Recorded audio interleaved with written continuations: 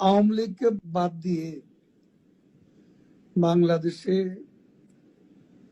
কোনো বিশ্বাসযোগ্য, গ্রহণযোগ্য নির্বাচন, নিরপেক্ষ নির্বাচন হতে পারে না এবং তারা নিজেরাও আদৌ নির্বাচন দেবে এ ব্যাপারে আমরা যথেষ্ট সন্দিহান।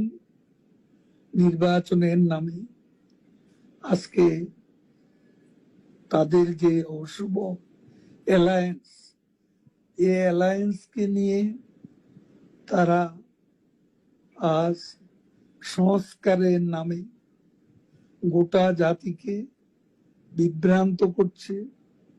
আজকে বিচারের নামে ক্যাঙ্গারু কোর্ট বসিয়ে প্রহসন করছে। এই ধারা আমরা গুড়িয়ে দেব এবং এর বিরুদ্ধে আমাদের প্রতিরোধ চলবে। বাংলাদেশের আজ 50%-এরও বেশি ভোটার যে দলের সমর্থক এবং দিনে দিনে শেখ হাসিনার পক্ষে জনমত বাড়ছে, সেই দলকে বাদ দিয়ে এদেশে ইনক্লুসিভ বা অংশগ্রহণমূলক নির্বাচন